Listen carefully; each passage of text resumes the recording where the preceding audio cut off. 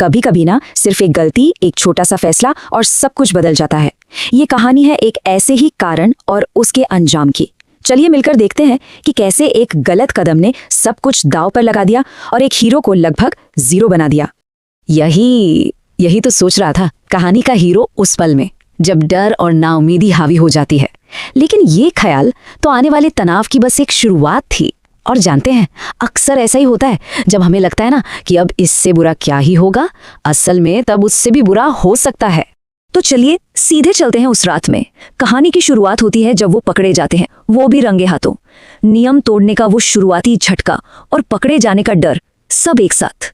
और ये कोई छोटी मोटी गलती नहीं थी, नहीं, एक के बाद एक कई सारे बड़े बड़े नियम तोड़े गए। देर रात बिस्तर से बाहर होना, स्कूल के अंधेरे गलियारों में घूमना, और सबसे बड़ी भूल उस एस्ट्रोनॉमी टावर पर चढ़ना जहां जाने की सख्त मनाही थी। और इन सब के ऊपर जो अदृश्य होने वाला चोगा था, वो भी पीछे ही छूट गया था। मतलब अब बचने का कोई रास्ता ही नहीं था। और ठीक उसी वक्त जब लग रहा था कि अब इससे बुरा क्या होगा, एंट्री होती है नेविल की। बेचारा, वो तो बस मदद करने आया था, एक वार्निंग देने। उसे क्या पता था कि उसकी ये कोशिश हालात को और भी ज्यादा बिगाड़ देगी। कभी कभी अच्छे इरादे भी गलत साबित हो जाते हैं। तो अब कहानी एक ऐसे मोड़ पर आती है जहां असल में क्या हुआ वो जरूरी नहीं रह जाता। जरूरी ये हो जाता है कि प्रोफेसर मैकगोनागल को क्या लगा कि क्या हुआ है, और बस यही गलतफहमी सजा को कई गुना बढ़ाने वाली थी। विडंबना देखिए जरा, प्रोफेसर को लगा कि ये सब कुछ, ये ड्रैगन की कहानी, ये सब ड्रेको मैलफॉय को फंसाने की एक चाल थी।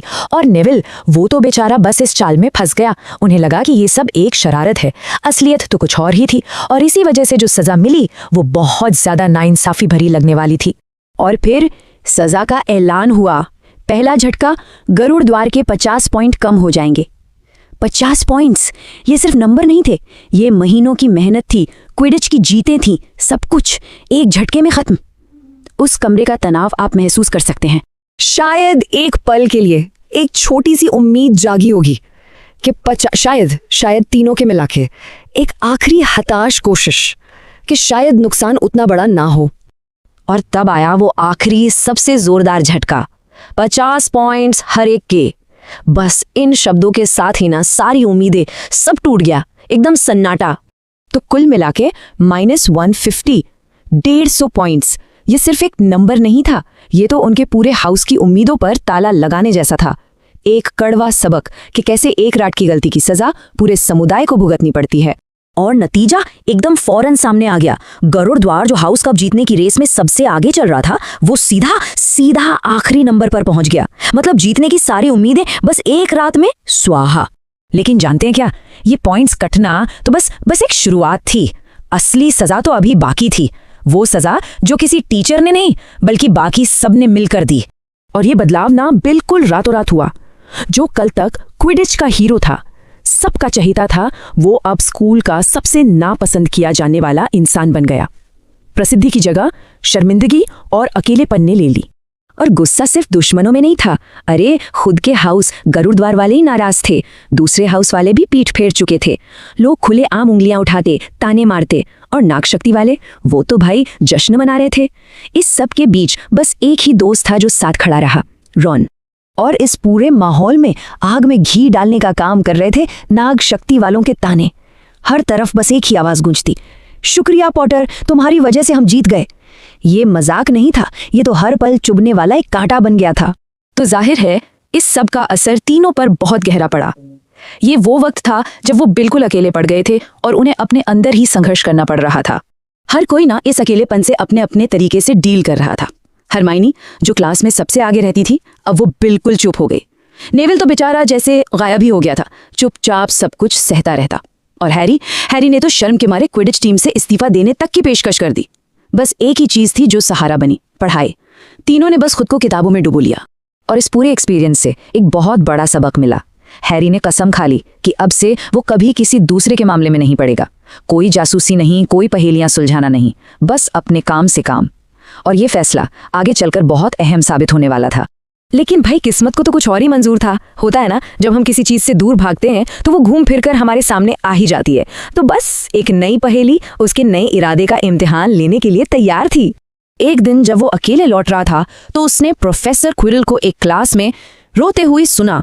आवाज से साफ लग रहा था कि कोई उन्हें डरा रहा है, धमका रहा है, और बस यही वो पल था जो उसे वापस उसी चक्कर में खींचने वाला था जिससे उसने दूर रहने की कसम खाई थी।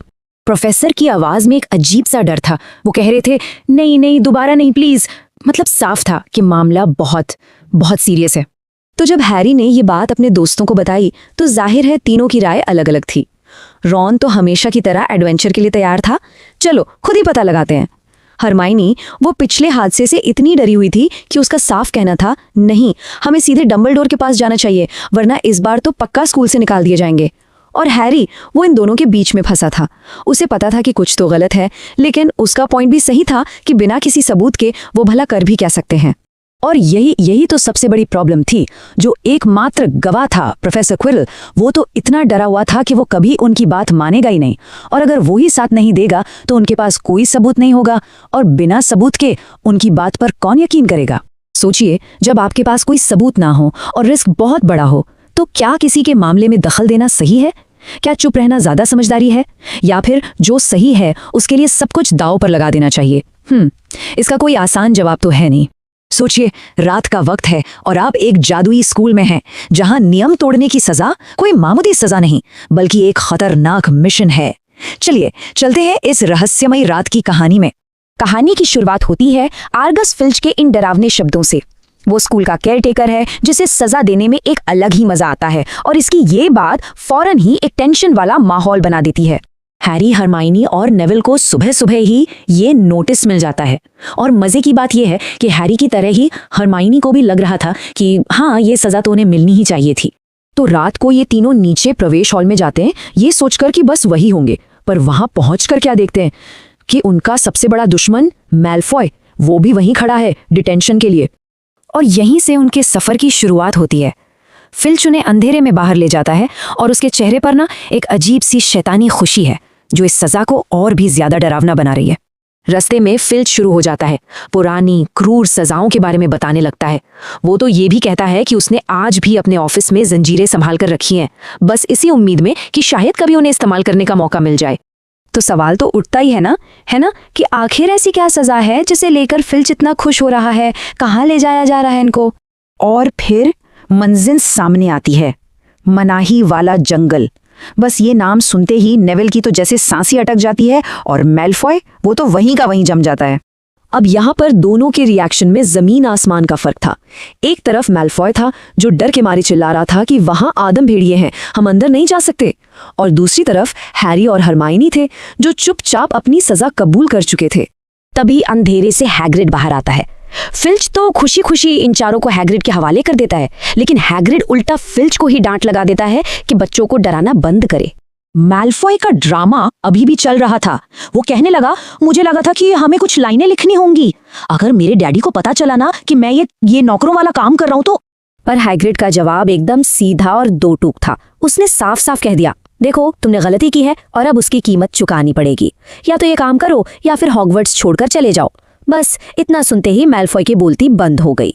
तो अब जाके असली काम सामने आता है। ये कोई मामूली डिटेंशन नहीं था। हैग्रिड ने बताया कि जंगल में कुछ बहुत ही खतरनाक हो रहा है। एक यूनिकॉर्न मरा हुआ मिला है और उनका काम है एक और घायल यूनिकॉर्न को ढूंढना। और ये खतरा सिर्फ बातों में नहीं था। जमीन पर उन्हें चांदी की तरह चमकता हुआ खून दिखाई दिया। यूनिकॉर्न का खून, मतलब जो भी खतरा था वो एकदम असली था और शायद आसपास ही था। तो हैग्रिड ने एक सीधा सा प्लान बनाया। 2 टीमें बनेंगी, दोनों अलग अलग दिशा में खून के निशानों का पीछा करेंगी। अगर यूनिकॉर्न मिल जाए तो आसमान में हरी चिंगारी छोड़नी है, और अगर कोई मुसीबत में पड़ जाए तो लाल चिंगारी। और बस उस घने शांत जंगल में दोनों टीमें अपने अपने रास्ते पर निकल पड़ी। हैरी, हरमाइनी और हैग्रिड एक तरफ, और दूसरी तरफ मैलफॉय, नेविल और हैग्रिड का कुत्ता फैंग। पर सोचने वाली बात तो ये है कि यूनिकॉर्न जैसे जादुई और ताकतवर जीव को भला कौन नुकसान पहुंचा सकता है? आखिर जंगल में ऐसा क्या घूम रहा है? और हैग्रिड की बात इस चिंता को और भी बढ़ा देती है। वो बताता है कि यूनिकॉर्न को घायल करना लगभग नामुमकिन है। इसका मतलब जंगल में जो भी चीज है वो ऐसी है जिसका सामना पहले कभी किसी ने नहीं किया। और ठीक तभी कहानी अपने क्लाइमैक्स पर पहुंचती है। उस खामोशी को चीरती हुई एक आवाज आती है, एक सरसराने की आवाज, जैसे कोई लंबा सा चोगा सूखी पत्तियों पर घिसटता हुआ चल रहा हो। हैग्रिड की आवाज में घबराहट साफ सुनाई देती है। वो चिल्लाता है, जल्दी उस पेड़ के पीछे छिप जाओ। और वो फौरन हैरी और हरमाइनी को खींचकर छिपा देता है और अपना क्रॉसबो तान लेता है। खतरा बिल्कुल सामने था। कुछ पल जो कि सदियों जैसे लग रहे थे, उसके बाद वो आवाज धीरे धीरे अंधेरे में गुम हो जाती है। जो भी था वो चला गया, पर पीछे छोड़ गया एक गहरी डरावनी खामोशी। तो सवाल अब भी वहीं का वहीं है, उस जंगल के घने अंधेरे में आखिर छिपा क्या है? वो कौन है जो यूनिकॉर्न जैसे पवित्र और शक्तिशाली जीवों को अपना शिकार बना रहा है? और ठीक तभी कहानी में पहला ट्विस्ट आता है। अंधेरे से एक अनजान साया निकलता है जो एक सेंटोर है। ये जो मुलाकात है ये तनाव को और बढ़ा देती है। क्यों? क्योंकि ये इस जंगल के नियम तय करती है कि यहाँ कुछ भी नॉर्मल नहीं है, और जो मदद करने वाले लग सकते हैं वो भी रहस्यमयी और शायद खतरनाक हो सकते हैं। तो अब हम आते हैं दूसरे हिस्से पर, तारों के रहस्यमयी संकेत। यहाँ कहानी एक कदम और आगे बढ़ती है। अब सिर्फ माहौल ही डरावना नहीं है, बल्कि किरदार भी जानबूझकर रहस्य बना रहे हैं, जिससे सस्पेंस और भी गहरा हो जाता है। जरा इस डायलॉग को देखिए। हैग्रिड का सवाल जमीन पर हो रही एक घटना के बारे में है, लेकिन सेंटोर का जवाब वो आसमान से आता है। ये जो टकराव है ये हमें बताता है कि सेंटोर्स दुनिया को एक अलग ही नजर से देखते हैं। शायद उनके पास कोई ऐसी जानकारी है जो हमारे किरदारों के पास नहीं है, और इससे रहस्य और भी गहरा हो जाता है। तो यहाँ पर ना दो अलग अलग दुनियाएं टकरा रही हैं। एक तरफ है हैग्रिड की दुनिया जो ठोस है, जमीनी हकीकत से जुड़ी है, और दूसरी तरफ है सेंटोर्स जो भविष्य और सितारों के रहस्यों में जीते हैं। इन दो अलग अलग नजरों का टकराव ही इस सीन के सस्पेंस की असली जड़ है। हैग्रिड की जो झुंझलाहट है वो असल में हमारे लिए एक गाइड की तरह काम करती है। उनके जरिए हमें पता चलता है कि सेंटोर से सीधे जवाब की उम्मीद करना बेकार है। वो ज्ञानी तो हैं, लेकिन उनका ज्ञान पहेलियों में छिपा है, और यही बात उन्हें अनप्रिडिक्टेबल बनाती है, जिससे कहानी में एक अनिश्चितता बनी रहती है। अब आता है एक बड़ा ही मजेदार ट्विस्ट, जिसे रेड हेरिंग या झूठा खतरा भी कहते हैं। ये हमें एक पल के लिए रिलैक्स करता है ताकि जब असली खतरा आए तो उसका असर और भी ज्यादा हो। लेकिन इसका एक और बड़ा मकसद है, ग्रुप को बांट देना और हमारे हीरो हैरी को अकेला और ज्यादा कमजोर बना देना। और बस यहीं से कहानी अपने सबसे खतरनाक मोड़ पर पहुंचती है। यूनिकॉर्न का भयानक सच। अब तक जो भी हुआ वो हमें इसी एक पल के लिए तैयार कर रहा था। हैरी अब अकेला है और कहानी अपने क्लाइमैक्स की ओर तेजी से बढ़ रही है। अब देखिए कि राइटर कैसे धीरे धीरे डर को बढ़ाता है। सफर लंबा है, लगभग आधा घंटा। रास्ता धीरे धीरे गायब हो रहा है, पेड़ और घने होते जा रहे हैं, और वो खून के निशान वो अब और भी गहरे होते जा रहे हैं। ये सब मिलकर एक ऐसा माहौल बना रहे हैं जहां हर पल अनहोनी की आशंका बढ़ रही है। जब तक हैरी उस खाली जगह तक पहुंचता है, हम भी उसके साथ अपनी सांसें रोके हुए होते हैं। और फिर उन्हें कुछ दिखता है, जमीन पर कुछ चमकीला सफेद सा। क्लाइमैक्स का पहला हिस्सा हमारे सामने है। एक यूनिकॉर्न जो मासूमियत का, पवित्रता का प्रतीक है, वो मरा हुआ पड़ा है। ये इमेज बहुत ही पावरफुल है। ये खूबसूरती और क्रूरता का एक दुखद मेल है जो हमें चीख चीख कर बता रहा है कि इस जंगल में कुछ बहुत ही बुरा, बहुत ही अप्राकृतिक हुआ है। और जब लगता है कि इससे बुरा और क्या ही होगा, तभी असली खौफ सामने आता है। एक नकाबपोश साया उस मरे हुए पवित्र जीव का खून पीता है। ये सिर्फ एक हिंसक काम नहीं है, ये एक अपवित्र काम है। ये हमें उस बुराई की गहराई दिखाता है जिसका सामना हैरी करने वाला है। मैल्फॉय की चीख उस खौफनाक खामोशी को तोड़ती है और हमें उस सदमे से बाहर निकालती है। ये एक ऐसी स्वाभाविक प्रतिक्रिया है जो सीन को और भी असली बना देती है, और साथ ही ये हैरी को उस खतरे के साथ बिल्कुल अकेला छोड़ देती है। अब दांव और भी बढ़ गया है। हैरी डर के मारे जम गया है, लेकिन तभी कुछ और होता है। उसके माथे के निशान में एक तेज जलन होती है। ये सिर्फ एक शारीरिक दर्द नहीं है, ये एक कहानी कहने का तरीका है। ये हमें दिखाता है कि हैरी और इस बुराई के बीच कोई गहरा, कोई रहस्यमयी कनेक्शन है जो कहानी के मुख्य संघर्ष की नींव रखता है। तो अब कहानी के आखिरी हिस्से की तरफ बढ़ते हैं। अचानक आया मसीहा। क्लाइमैक्स के बाद माहौल थोड़ा शांत होता है, लेकिन जैसा अच्छी कहानियों में होता है, ये शांति अपने साथ कई नए सवाल लेकर आती है। और बिल्कुल उसी पल जब लगता है कि सारी उम्मीद खत्म हो चुकी है, एक हीरो की एंट्री होती है। एक और सेंटोर अचानक आकर हैरी को बचाता है। ये वो पल है जो तनाव को तुरंत खत्म कर देता है और कहानी को एक नई दिशा देता है। लेकिन रुकिए, ये बचाने वाला पहले मिले सेंटोर्स जैसा बिल्कुल नहीं है। जहां वो रहस्यमयी और दूरी बनाए हुए थे, ये युवा है और दिखने में ज्यादा प्रभावशाली है। उसका ये अलग दिखना हमें बताता है कि शायद उसका नजरिया भी अलग होगा, जो कहानी में एक नया मोड़ ला सकता है। यहाँ एक और दिलचस्प बात देखिए, वो हैरी की सुरक्षा को लेकर चिंतित है। वो उसे पूछता है, तुम ठीक हो? लेकिन जैसे ही उस खतरनाक चीज के बारे में सवाल आता है वो बात को टाल जाता है। यह हमें दिखाता है कि वो भी उसी रहस्यमय दुनिया का हिस्सा है जहां कोई भी पूरी सच्चाई नहीं बताता, और इससे हमारी जिज्ञासा बनी रहती है। और यहीं पर ये सीन हमें एक शानदार क्लिफ हैंगर पर छोड़ देता है। अब ध्यान दीजिए, रहस्य जंगल के खतरे से हटकर इस बचाने वाले पर आ गया है। एक अच्छा सस्पेंस सीन सिर्फ पुराने सवालों के जवाब नहीं देता, बल्कि आपको नए और उससे भी बड़े सवाल पूछने पर मजबूर कर देता है। और सच कहूं तो यही इस कहानी की असली जीत है। तो सवाल यही उठता है कि जंगल में ऐसा क्या भयानक राज छिपा है। चलिए सीन में थोड़ा और गहरा उतरते हैं और उस खतरे का पता लगाते हैं जो किसी की भी सोच से कहीं ज्यादा बड़ा और पुराना था।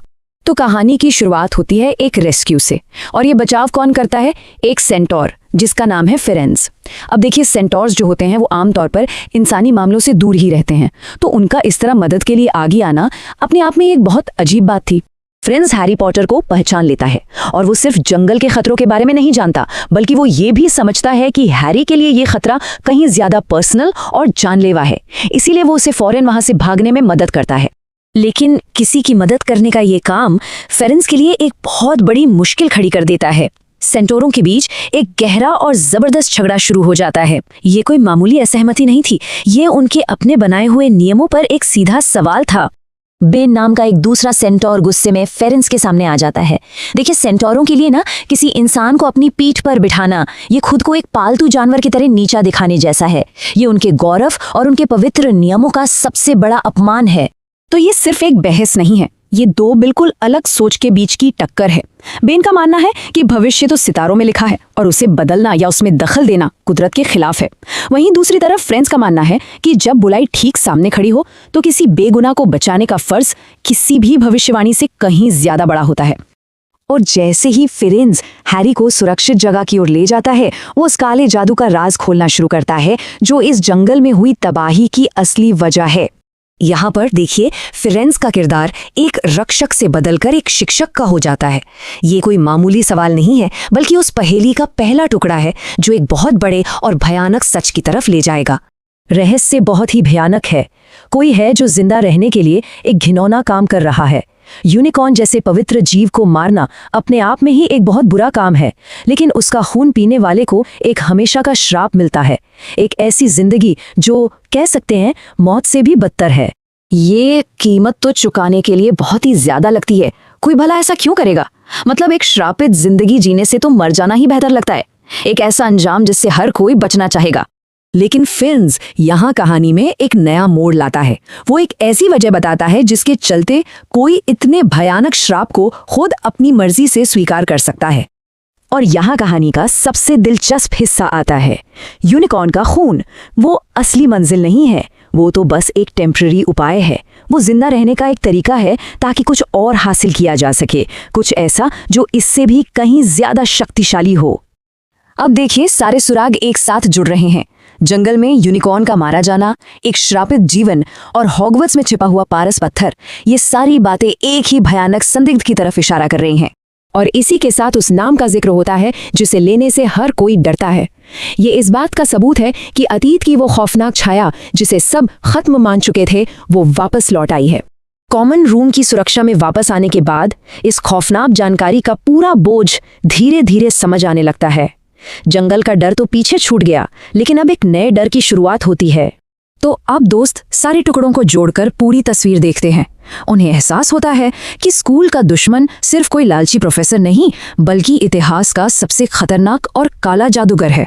इस गहरे आतंक के बीच उम्मीद की एक किरण अब भी बाकी है। ये उम्मीद उस एक शख्स से जुड़ी है जिसका खौफ उस खतरनाक जादूगर को भी है। लेकिन रात के रहस्य यहीं खत्म नहीं होते। इसका अंत एक लौटाई गई चीज और एक रहस्यमयी संदेश के साथ होता है जो आने वाले खतरे की ओर इशारा करता है। हैरी को अपने बिस्तर पर उसका अदृश्य होने वाला चोगा वापस मिलता है और उसके साथ एक छोटा सा नोट है जिस पर सिर्फ 3 शब्द लिखे हैं, वक्त जरूरत के लिए। तो खलनायक की पहचान हो जाना इस कहानी का अंत नहीं, बल्कि एक बहुत बड़े संघर्ष की शुरुआत है। और ये हमें सोचने पर मजबूर कर देता है कि आखिर परछाई में रहकर कौन है जो मदद कर रहा है, और वो कौन सी वक्त जरूरत है जो इतनी तेजी से नजदीक आ रही है।